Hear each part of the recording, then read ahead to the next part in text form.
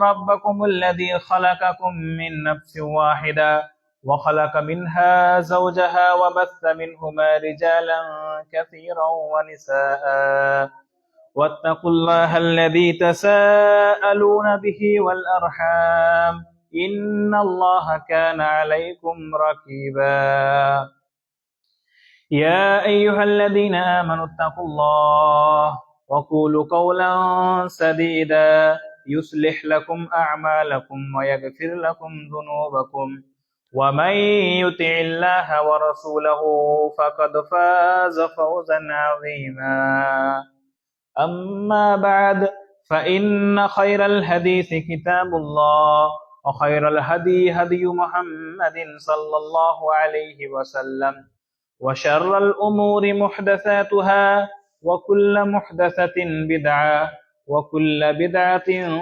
ضلالة وكل ضلالة في النار أعوذ بالله من الشيطان الرجيم بسم الله الرحمن الرحيم قاف والقرآن المجيد بل عجبوا أن جاءهم منذر منهم فقال الكافرون هذا شيء عجيب أإذا متنا وكنا ترابا ذلك رجع بعيد قد علمنا ما تنقص الأرض منهم وعندنا كتاب حفيظ بل كذبوا بالحق لما جاءهم فهم في أمر مريج أفلم ينظروا إلى السماء فوقهم كيف بنيناها وزيناها وما لها من فروج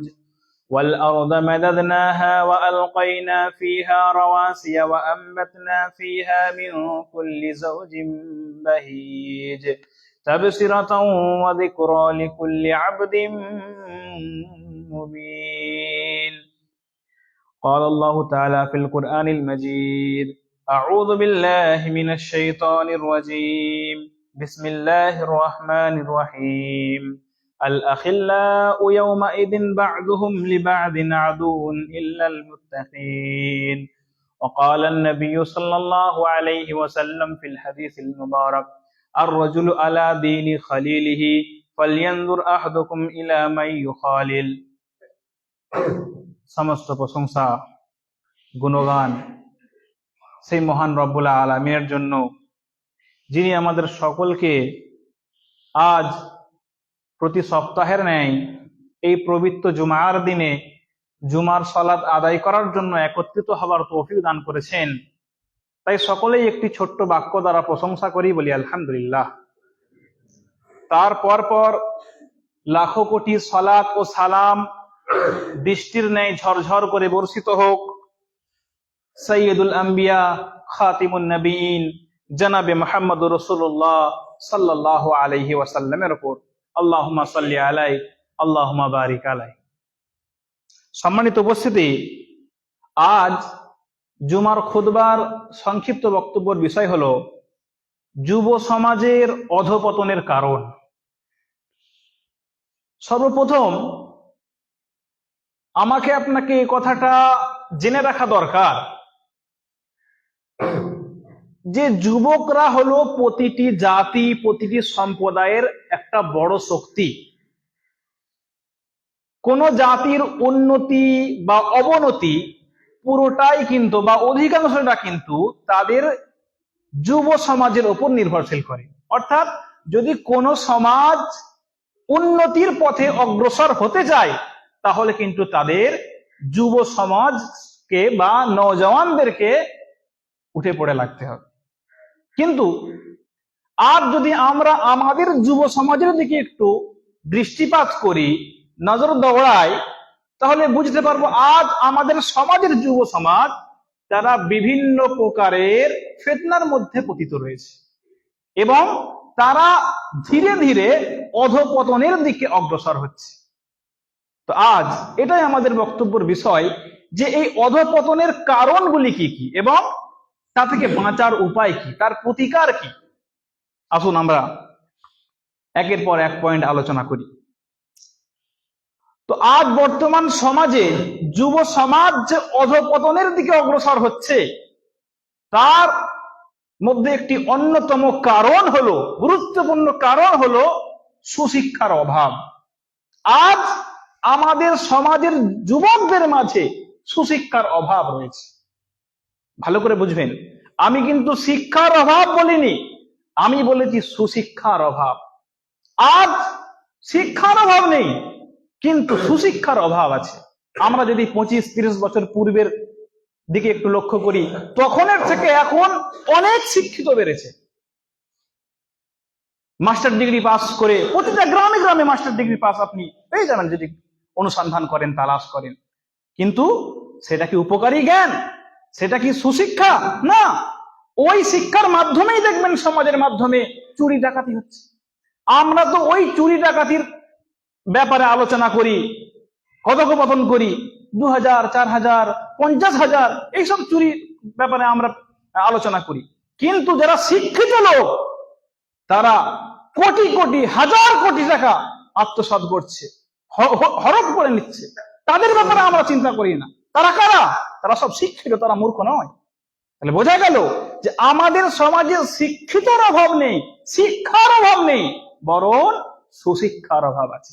আর যুব সমাজ যে কারণগুলির কারণে অধঃপতনের দিকে তলিয়ে যাচ্ছে, সে কারণগুলোর মধ্যে একটি কারণ হলো সুশিক্ষার অভাব আছে। আর যুব সমাজকে সুশিক্ষার অভাবের কারণে তারা হালাল হারাম কিছুই জানে না। এই কারণে শয়তানের বিভ্রান্তে, শয়তানের কুমন্ত্রণার মাধ্যমে পড়ে গিয়ে তারা বিভিন্ন রকমের গোনায় লিপ্ত হচ্ছে। সুশিক্ষার অভাব রয়েছে আমাদের যুব সমাজের মাঝে। তাদের যুব সমাজদের শিক্ষা দিতে হবে যে শিক্ষার মাধ্যমে আল্লাহ সুবহানাহু ওয়া তাআলার জ্ঞান রয়েছে, যে শিক্ষার মাধ্যমে আল্লাহ ভীরুতা আমাদের অন্তরে সৃষ্টি হবে, সেই শিক্ষায় আমাদেরকে শিক্ষিত হতে হবে। না হলে যেভাবে আমরা ধীরে ধীরে আমাদের যুব সমাজ, যুবকেরা অধঃপতনের দিকে তলিয়ে যাচ্ছে, সেভাবে ঠিক তলিয়ে যাবে। যদি আমরা তা থেকে বাঁচতে চাই, আমাদেরকে সুশিক্ষায় শিক্ষিত হতে হবে, দ্বীনি শিক্ষায় শিক্ষিত হতে হবে। যে শিক্ষা আমাদের সমাজের, আমাদের প্রতিবেশীর, আমার বাড়ির, আমার গ্রামের মানুষেরা উপকৃত হবে না, উপকার পাবে না, সেই জ্ঞান আমাদেরকে শেখার কোনো প্রয়োজন নেই। কারণ রাসূল সাল্লাল্লাহু আলাইহি ওয়াসাল্লাম আমাদেরকে কি দোয়া শেখাচ্ছেন? আল্লাহুম্মা ইন্নী আসআলুকা ইলমান নাফিআ। হে আল্লাহ রাসূল আমাদের দোয়া শেখাচ্ছেন যে আল্লাহ, আমি তোমার থেকে উপকৃত জ্ঞান চাচ্ছি।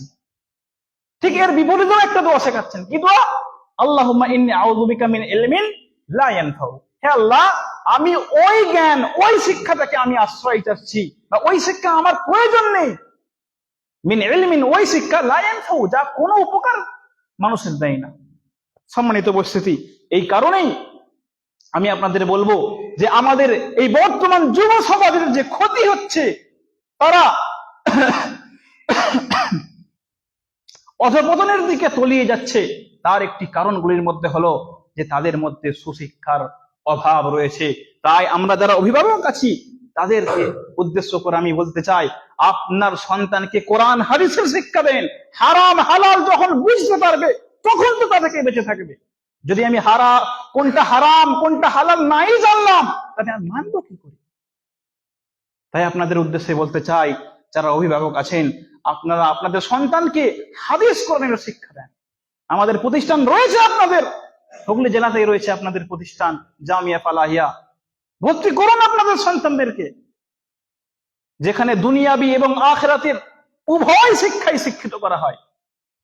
সম্মানিত উপস্থিতি, যাই হোক, আমাদের যেটা আমরা বুঝলাম যে আমাদের যুব সমাজকে অধঃপতন থেকে বাঁচাতে গেলে সুশিক্ষায় শিক্ষিত করতে হবে। যুব সমাজ যে কারণগুলির কারণে অধঃপতনের দিকে তলিয়ে যাচ্ছে, তার মধ্যে একটি অন্যতম কারণ হলো কুসঙ্গী, খারাপ বন্ধুর, খারাপ ব্যক্তিকে বন্ধু হিসাবে নির্বাচন করা। আপনি দেখবেন যে আপনার সন্তান যতই নেক হোক, যতই সৎ হোক, যখন তার বন্ধু হবে খারাপ, তার বন্ধু হবে দিন থেকে দূরে, তো তখন আপনার সন্তানও তার মতোই আচরণ করবে, তার মতোই হয়ে যাবে। এই জন্যই আল্লাহ রাসূল সাল্লাল্লাহু আলাইহি ওয়াসাল্লাম হাদিসের মধ্যে বলছেন যে লা তুসাহিব ইল্লা মুমিনা, তোমরা মুমিন ছাড়া অন্য কাউকে বন্ধু হিসাবে গ্রহণ করো না। তোমরা যদি বন্ধু হিসাবে কাউকে গ্রহণ করতে হয় তাহলে সে যেন মুমিন হয়। কেননা তুমি যদি একজন ফাসিক ফাজির গুনাহগারকে বন্ধু হিসাবে করো তাহলে ঠিক তার সাথে থেকে থেকে তুমি তার মতোই আচরণ করবে।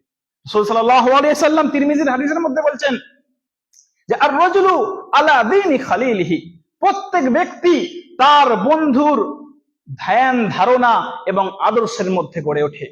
ফালিয়ানজুর আহাদুকুম ইলা মান ইউখালিল, সুতরাং প্রত্যেক ব্যক্তিকে এটা দেখা দরকার, চিন্তা করা দরকার যে মান ইউখালিল, সে কোন ব্যক্তিকে তার বন্ধু হিসাবে গ্রহণ করছে। কেননা একজন বন্ধু যদি ভালো হয়, একজন বন্ধু যদি দিনদার হয়, তাহলে তার বন্ধুকে দিনের দিকে নিয়ে আসবে। কিন্তু এর বিপরীত, যখন একজন বন্ধু গুনাহগার হবে, একজন বন্ধু ফাসিক হবে, ফাজির হবে, মুশরিক হবে, তাহলে তার বন্ধুকে সেই গুনাহের দিকে, সেই শিরকের দিকে, সেই বিদআতের দিকে তাকে ধাবিত করবে, তাকে সেই বিদআতের দিকে নিয়ে চলে যাবে। এই জন্যই আল্লাহ রাসূল সাল্লাল্লাহু আলাইহি সাল্লাম বলছেন যে বন্ধু হিসাবে ভালো মানুষকে, মুমিন মানুষকে করতে হবে। কেননা এর একটা সুন্দর উদাহরণ পেশ করেছেন, সাহাবায়ে কেরামদেরকে উদ্দেশ্য করে উদাহরণ দিচ্ছেন যে সুবন্ধু, সৎসঙ্গী আর অসৎসঙ্গী কতটা খারাপ হতে পারে। এর উদাহরণ স্বরূপ আল্লাহ রাসূল সাল্লাল্লাহু আলাইহি সাল্লাম বলছেন যে মাসালুল জালিসিস সালিহ ওয়াস সুক কাহামিলিল মিসকি ওয়া নাফিকিল কির, একজন সৎ বন্ধু আর অসৎ বন্ধুর উদাহরণ ঠিক এমনটি হতে হবে যে একজন আতরওয়ালার ন্যায় আর একটা কামারের ন্যায়। আতরওয়ালার ন্যায় মানে আতরওয়ালা সুসঙ্গীর উদাহরণ দিচ্ছেন যে আতরওয়ালা হলো সুসঙ্গীর ন্যায়। কেন না, যদি আতরওয়ালা হয় তার কাছ থেকে হয়তো তুমি কিনে নেবে, তুমি যদি তার কাছ থেকে কিনে না নাও সে তোমাকে হাদিয়া দেবে। আল্লাহ রাসূল তারপরে বলছেন আমি মেনে নিলাম সে হাদিয়াও দিল না, তুমি তার কাছ থেকে কিনেও নিলে না, কমসে কম তার থেকে সুগন্ধটা তো পাবে। ঠিক এমনই যদি আমাদের যুব সমাজের বন্ধু যদি ভালো হয় তার থেকে কোনো না কোনো উপকার পেতেই হবে। কিন্তু ঠিক এর বিপরীত, যদি বন্ধু অসৎ হয়, তার উদাহরণ আল্লাহ রাসূল সাল্লাল্লাহু আলাইহি সাল্লাম একজন কামারের উদাহরণ দিচ্ছেন যে কামার যদি তোমার বন্ধু হয়, তার কাছে তুমি বসো, তোমার কাপড় জ্বলে যাবে। কামারের হাপড়, যেখানে কামারেরা লোহা গরম করে পিটিয়ে বিভিন্ন রকমের জিনিস তৈরি করে, সেইখানে যদি, সেই জায়গায় যদি বসে থাকো, আল্লাহ রাসূল সাল্লাল্লাহু আলাইহি সাল্লাম বলেন তোমার কাপড় পুড়ে যাবে, কাপড় জ্বলে যাবে। আর যদি কাপড়ও মানলাম জ্বললো না, তাহলে তার থেকে তুমি সুগন্ধ পাবে না, বরং দুর্গন্ধ পাবে। এই জন্য আমাদের বন্ধু যদি আমাদের চয়ন করতে হয়, নির্বাচন করতে হয়, একজন মুমিন ব্যক্তিকে করতে হবে, একজন সৎ ব্যক্তিকে করতে হবে। এই কারণে তো একটি প্রসিদ্ধ ফার্সি কথা প্রচলিত রয়েছে যে সহবতে সালেহ তুরা সালেহ কুনাদ ও সহবতে তালেহ তুরা তালেহ কুনাদ, যে ব্যক্তি যার সাথে থাকবে ঠিক তেমনটাই হয়ে যাবে, তেমনই আচরণ করবে। সালেহ নেক ব্যক্তির সঙ্গে থাকবে তো তারও আচরণ, তারও চালচলন নেক ব্যক্তিদের মতো হয়ে যাবে। আর যদি অসৎ ব্যক্তির সাথে চলে তাহলে সেও অসৎ ব্যক্তির মতো হয়ে যাবে। সম্মানিত উপস্থিতি, যাই হোক, আমাদের যুব সমাজ যে অধঃপতনের দিকে তলিয়ে যাচ্ছে তার কারণগুলির মধ্যে একটি অন্যতম বা একটি গুরুত্বপূর্ণ কারণ হলো সোশ্যাল মিডিয়ার অপব্যবহার। আজ যদি আমরা আমাদের যুব সমাজের দিকে একটু দৃষ্টিপাত করি তাহলে বুঝতে পারবো তারা সোশ্যাল মিডিয়ার মধ্যে তাদের বেশিরভাগ সময়কে নষ্ট করে দিচ্ছে। তারা বিভিন্ন রকমের গেমস খেলে, পাবজি, ফ্রি ফায়ারে তারা লিপ্ত হচ্ছে। এইভাবেই তারা তাদের জীবনকে, তাদের যৌবনকালকে নষ্ট করে দিচ্ছে। আমার যুবক ভাইরা, আপনারা হয়তো এখন আপনাদের এই যৌবনকালের গুরুত্ব কতটা বুঝতে পারছেন না, কিন্তু এই যৌবনকালের কারণে আল্লাহ রাসূল সাল্লাল্লাহু আলাইহি সাল্লাম গুরুত্ব দিয়ে বলছেন যে কাল কিয়ামতের দিনে যেদিন সূর্যকে নিকটবর্তী করে দেয়া হবে আর মানুষ তাদের ঘামেতে হাবুডুবু খাবে, সেদিনে আল্লাহ সুবহানাহু ওয়া তাআলা 7 শ্রেণীর ব্যক্তিকে আরশের ছায়া দান করবে। সাবআতুন ইউযিল্লুহুমুল্লাহ লা যিল্লা ইল্লা যিল্লুহু, তার মধ্যে একটা হলো যে ওয়াশাবুন নাশাআ ফি ইবাদাতিল্লাহ, ওই নওজোয়ান যে তার যৌবনকালকে আল্লাহ সুবহানাহু ওয়া তাআলার ইবাদতে কাটিয়ে দিল। সম্মানিত উপস্থিতি, এতটা গুরুত্বপূর্ণ আমাদের যৌবনকাল, কিন্তু আমরা না জেনে না বুঝে আমাদের যৌবনকালকে আমরা নষ্ট করে দিচ্ছি, অতিবাহিত করে দিচ্ছি। আল্লাহ রাসূল সাল্লাল্লাহু আলাইহি সাল্লাম আরো এক হাদিসে বলেন, ইগতানিম খামসান ক্বাবলা খামসিন, পাঁচটা জিনিস আসার পূর্বে পাঁচটা জিনিসকে মূল্যায়ন করো। একজন সাহাবীকে ডেকে তার কাঁধে হাত দিয়ে উপদেশ দিচ্ছিলেন যে এখানে আসো, তোমাকে আমি একটা কথা বলি, যে পাঁচটা জিনিস আসার পূর্বে পাঁচটা জিনিসের মূল্যায়ন করো। তার মধ্যে নাম্বার 1 হচ্ছে শাবাবাকা ক্বাবলা হারামিক, তোমার যৌবনকালকে তুমি মূল্যায়ন করো তোমার বার্ধক্য আসার পূর্বে। কেন? আজকে তুমি নওজওয়ান আছো, তোমার রক্ত টগবগ করে ফুটছে, তুমি আজকের দিনে যেমন ভাবে আল্লাহ সুবহানাহু ওয়া তাআলার ইবাদত করে আল্লাহকে খুশি ও রাজি করে পরকালে জান্নাত লাভ করতে পারবে, কিছুদিন পরে যখন তুমি বার্ধক্যে পৌঁছে যাবে, বুড়ো হয়ে যাবে, এমনকি তুমি পারবে না, তুমি রুকু সাজদাই তো ঠিক মতো করতে পারবে না। কিন্তু আজ আমরা নওজওয়ান, আমরা ভাবছি এখন আমাদের ইবাদত করার অনেক সময় আছে, আমরা আজ আমাদের পুরো পবিত্রের অনুসরণ করছি, আমরা মনে করছি ইবাদতের অনেক সময় আছে, একটু বয়স হোক তারপরে ইবাদত নালে করব। কিন্তু না, আমরা যদি বাস্তবতার দিকে একটু দেখি, তাহলে বাস্তব কি এটাই যে আমাদের সময় এখনো আছে? এর কি কোনো গ্যারান্টি আছে? সম্মানিত উপস্থিতি, এর কোনো গ্যারান্টি নেই। দুনিয়াতে আসার একটা ধারাবাহিকতা রয়েছে, প্রথমে দাদু, তারপরে পিতা, তারপরে আমরা, কিন্তু যাবার কোনো ধারাবাহিকতা নেই। আমরা হয়তো আজ আছি, কালকে থাকবো না, তো আমরা কেমন করে এই গ্যারান্টি দিতে পারছি? আমরা কেমন করে এই চিন্তা করছি যে আমাদের ইবাদত করার এখনো অনেক সময় বাকি আছে? আমাদের এই চিন্তা, এই আমাদের চেতনাকে পরিবর্তন করতে হবে, না হলে আমরা এই মূল্যবান যৌবনকাল এর মতো একটা মূল্যবান সুযোগ, সুবর্ণ সুযোগকে আমরা হারিয়ে ফেলি। সম্মানিত উপস্থিতি, আমরা মনে করছি, আমরা যুবকেরা মনে করছি যে এই যৌবনকালটা হলো মজা করার, ঠাট্টা করার একটা সময়। এই যৌবনকালটা হচ্ছে কুপ্রবৃত্তির, আমাদের মন যা চাইবে তাই করার সময়। কিন্তু না, আমরা যদি কুপ্রবৃত্তির অনুসরণ করি, আমাদের মন যেটা চায় যদি আমরা সেটাই করে ফেলি, তাহলে তো পরকালে আমাদেরকে জাহান্নামে যেতে হবে। আল্লাহ সুবহানাহু ওয়া তাআলা কি বলছেন? ওয়া আম্মা মান খাফা মাকামা রাব্বিহি ওয়া নাহান নাফসা আনিল হাওয়া, যে ব্যক্তি আল্লাহ সুবহানাহু ওয়া তাআলার কাছে কাল কিয়ামতের দিনে দাঁড়াতে ভয় করে, ওয়া নাহান নাফসা আনিল হাওয়া, এবং তার কুপ্রবৃত্তি থেকে বিরত থাকে, মানে আমার মন যেটা চাইবে সেটা আমরা করব না, যদি এমনটি হয়, ফা ইন্নাল জান্নাতা হিয়াল মাওয়া, তার ঠিকানা হচ্ছে জান্নাত। আর এমনটি না করলে ঠিকানা জাহান্নাম। সম্মানিত উপস্থিতি, যাই হোক, আমাদের এই যৌবনকালের গুরুত্ব অনেক। কেননা আল্লাহ রাসূল সাল্লাল্লাহু আলাইহি সাল্লাম এক হাদিসে বলছেন, লা তাজুলু কদম ইবনে আদম মিন ইনদি রাব্বিহি হাত্তা ইউসআল আন খামস, আদম সন্তান কিয়ামতের দিনে তার প্রতিপালকের থেকে একটু পা নড়াতে পর্যন্ত পারবে না, যতক্ষণ পর্যন্ত তার থেকে পাঁচটা জিনিস সম্পর্কে জিজ্ঞাসা না করা হচ্ছে। পাঁচটা জিনিস সম্পর্কে জিজ্ঞাসা করা হবে। প্রথম জিজ্ঞাসা করা হবে আন উমরিহি ফিমা আফনা, পুরো জীবন সম্পর্কে জিজ্ঞাসা করা হবে যে হে আমার বান্দা, তোমাকে 50, 60, 70 বছরের একটা লম্বা জীবন দিয়েছিলাম, বলো বলো তুমি তোমার এই লম্বা জীবনে কি কি করেছো, আমার কোন কোন ইবাদত করেছো বলো। সেদিন বান্দা যদি উত্তর না দিতে পারে, ততক্ষণ পর্যন্ত কোনো পাও পর্যন্ত নাড়াতে পারবে না।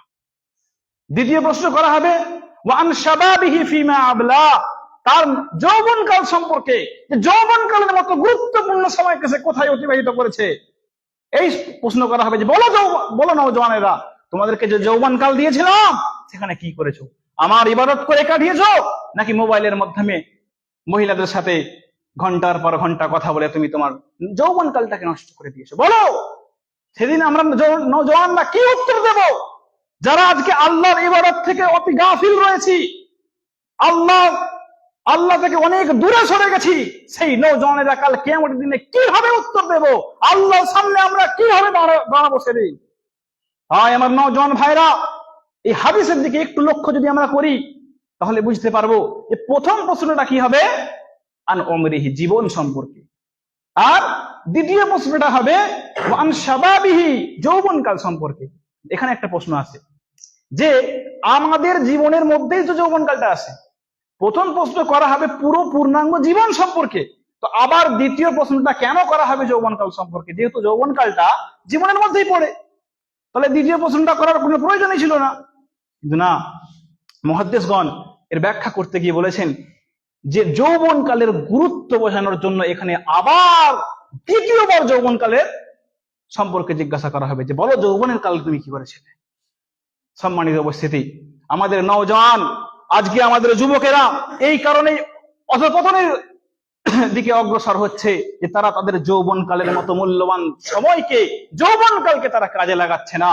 আমার মা ও বোনেরা, আপনাদের উদ্দেশ্যে বলছি, আপনারা মোবাইলের মাধ্যমে আপনারা লাইক, একটি কমেন্ট, একটি শেয়ার পাওয়ার উদ্দেশ্যে আপনার এই চেহারাকে গোটা দুনিয়ার মাঝে প্রকাশ করছেন।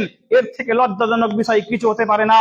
আল্লাহ সুবহানাহু ওয়া তাআলা আপনাদের, আল্লাহ রাসূল সাল্লাল্লাহু আলাইহি সাল্লাম আপনাদের বলছেন যে খায়রু মাতাঈদ দুনিয়া আল মারআতু সালিহা, দুনিয়ার মধ্যে সব থেকে দামি, সব থেকে মূল্যবান হচ্ছে নেক মহিলারা। কিন্তু তারপরেও দেখা যাচ্ছে একটি লাইক, একটি কমেন্টের আশায় আপনারা আপনাদের দেহ, আপনাদের মুখমণ্ডলকে গোটা দুনিয়ার মাধ্যমে, গোটা দুনিয়ার কাছে প্রকাশ করে দিচ্ছেন। বলতে অতি লজ্জা লাগছে। আমাদের নওজওয়ান এবং আমাদের এই যৌবন কালের এইসব কারণের জন্যই তো আমরা অধঃপতনের দিকে তলিয়ে যাচ্ছি। আমাদের এ থেকে বাঁচতে হবে, আমাদের যৌবন কালকে কাজে লাগাতে হবে। সম্মানিত উপস্থিতি, যাই হোক, এর আরেকটা পয়েন্ট আলোচনা করে আমি শেষ করব। আরেকটা পয়েন্ট হলো যে কারণে আমাদের নওজওয়ানেরা, যুব সমাজ অধঃপতনের দিকে অগ্রসর হচ্ছে, তার মধ্যে একটি হলো সহশিক্ষা। সহশিক্ষা মানে একই ক্লাসের মধ্যে ছেলে মেয়ে পড়াশোনা করা, একই ক্লাসের মাধ্যমে ছেলে মেয়ে পড়াশোনা করছে, আর তারা কি নাম দিচ্ছে যে ক্লাসমেট, বন্ধু বান্ধব, এইভাবে তারা নাম দিচ্ছে। কিন্তু ইসলাম কি এই নাম দিয়েছে?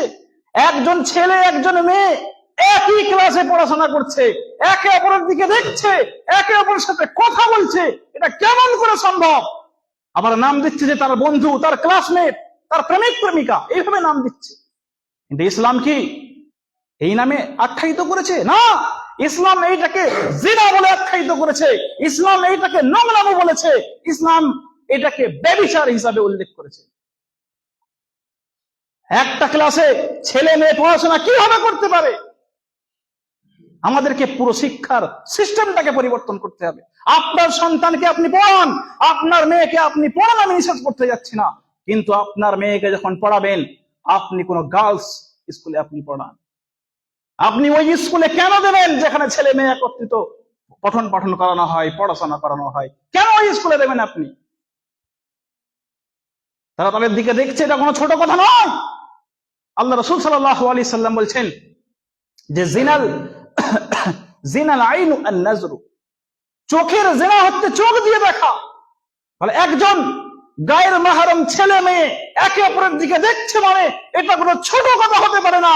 আল্লাহ রাসূল সাল্লাল্লাহু আলাইহি সাল্লামের ভাষায় তারা নিয়মিত জিনা করছে।